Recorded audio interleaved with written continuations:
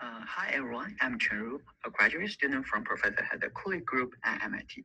Today, I will be talking about a database with automated quantum chemistry calculation and machine learning for functional transition metal complex discovery. Many computational databases exemplify that they can enable the discovery of new materials. In bulk inorganic crystals, people have used airflow repository to study off-stoichiometry systems and discover high entropy alloy. The organic material database has also been utilized to discover high temperature organic superconductors.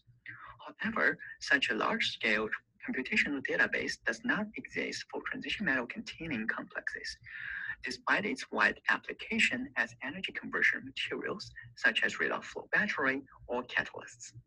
This is partially due to the unique challenges in generating high quality structures for transition metal complexes computationally.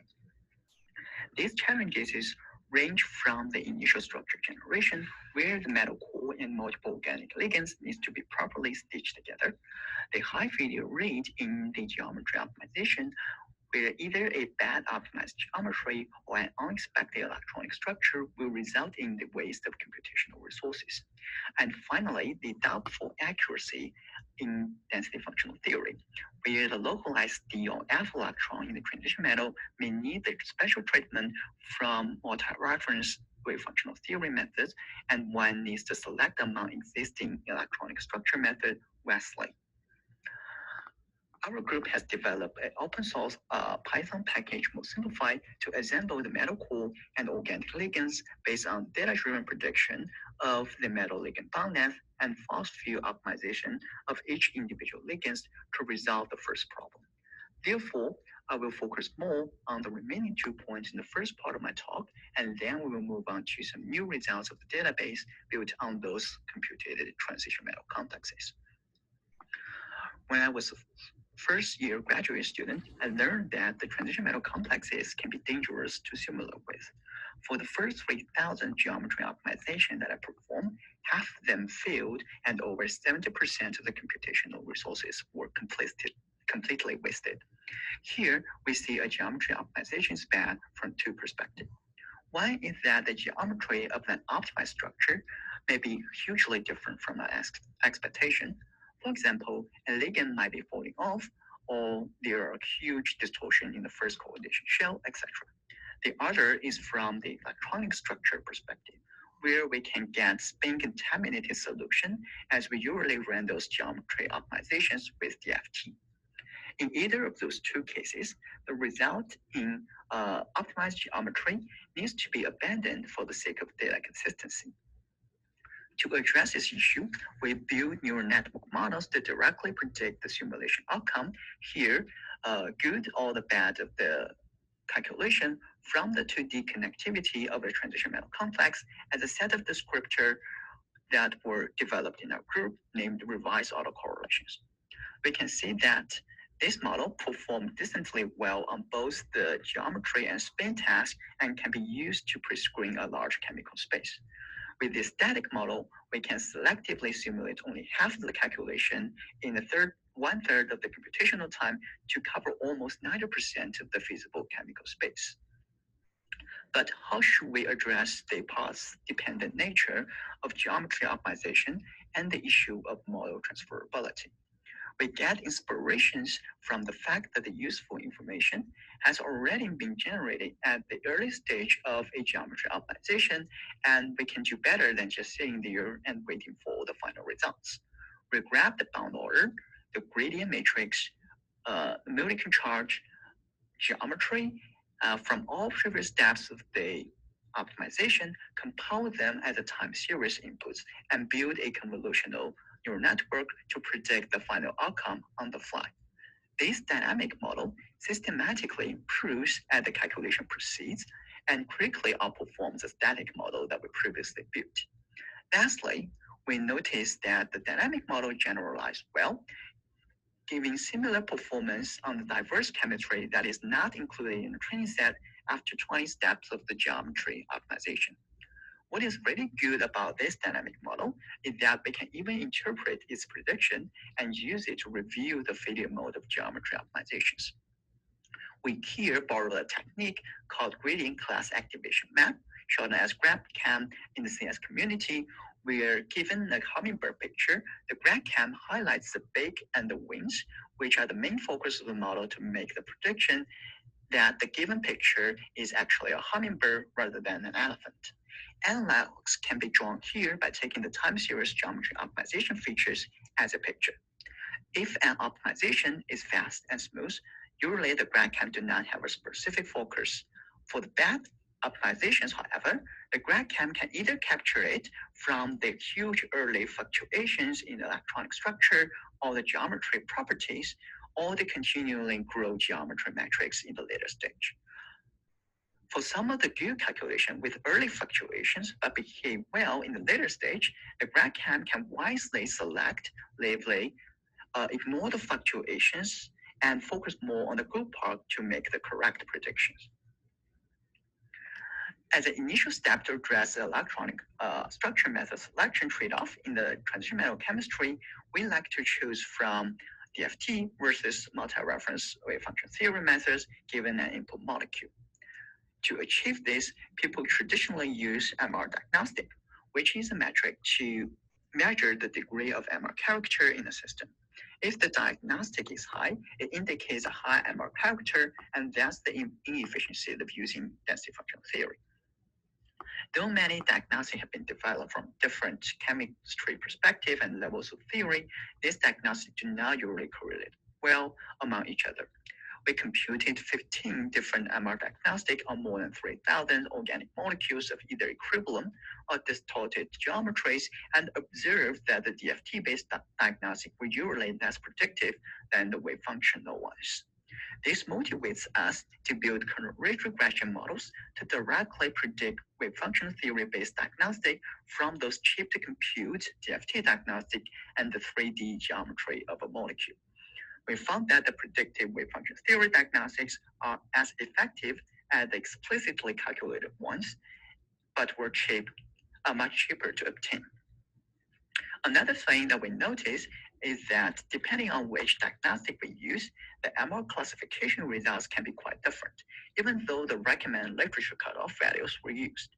For example, the homo occupation of an MP2 calculation suggests only 1% of the molecule is of strong MR character in a dataset, while the leading coefficients of the CAS-SCF calculation suggest that that percentage should actually be 36.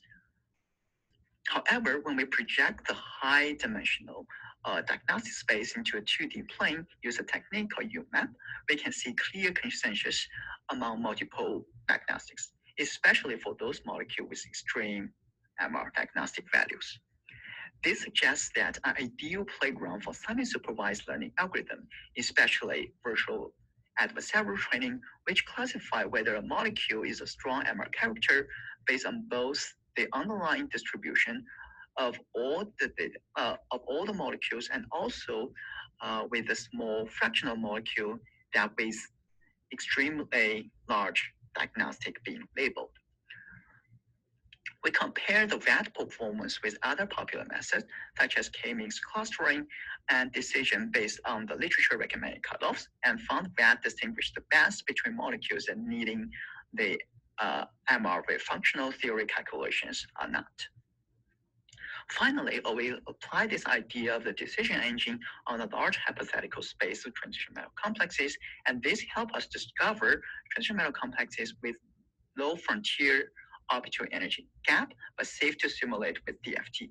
This DFT safe island consists mainly of the cobalt-pyridine or the functional pyridine complexes that have an average homodromal gap that is smaller than 1 electron volts. With all the above mentioned challenges of simulating transition metal complexes addressed, we now can move to build a scalable database of transition metal complexes with high quality computed structures and properties. First, we need a scalable and flexible infrastructure for complex storage, sharing, and indexing, which we chose MongoDB from the existing platforms. Second, we want our database has the ability to extend properties and the number of complexes continuously as time goes on. So we interface our database with the Cambridge structured database to populate new crystal structure in an automated fashion and utilize the idle time from our group clusters.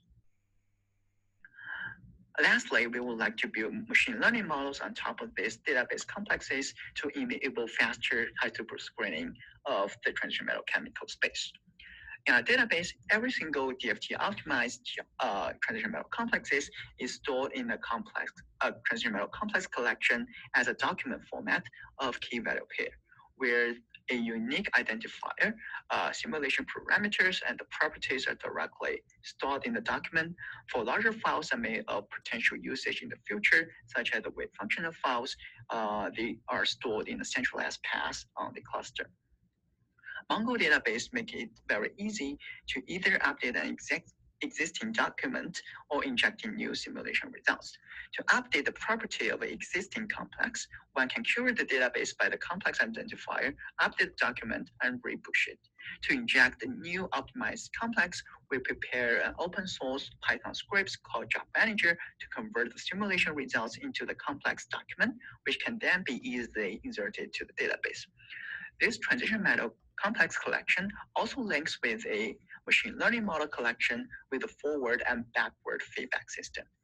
We first retrain to build more accurate and transferable models based on the existing data that we have in the complex collection, but also allow the retrained ML models to guide the population of new complexes to best enrich the model knowledge and enlarge the number of data that we have in the complex collection. To date, our transition metal complex collection has more than 24,000 DFT optimized high quality transition metal complex structures. As we can see from this animation, from the principal component analysis visualization, our simulated complexes covers more and more diverse chemical space, and the complexes of different ligand symmetry and densities are injected into the complex collection. Meanwhile, with more and more training data at hand, we can see the model performance improve as time goes on. We trained neural network models on the up-to-date data in the transition metal complex collection and found they have pretty good performance on both the classification and regression tasks. For predicting the simulation outcomes, we can have a larger than 90% accuracy on both the geometry and spin classifications. For predicting the energetic properties, we can usually reach to a R-squared that is larger than 0.9. The predictivity of our model can also be reflected from a well-structured principal component distribution of the latent space from our trained AI models, shown here as an example of the hormone level prediction. In summary, we construct a computational database for transition metal complex with machine learning models integrated to increase the computation efficiency and quality. With an automated model retraining modular, these ML models can be easily updated with all the data that we have in the transition metal complex collection. We also create feedback system for these ML models to suggest new complexes to simulate with later on. All these building blocks can be combined together in an active learning framework for chemical discovery. In the end, we would like to build a web interface in the future so that people can get access to the data as well. Finally, I'd like to thank Professor Heather Kulik for her advice and also the subgroup members that participate in this project, especially AIChE, Michael, Daniel, Naveen, and Fang. We also had a Q&A session at 8 to 9 a.m. Pacific time on Tuesday, November 17th. Please feel free to come in and chat with me. Thank you all for your attention.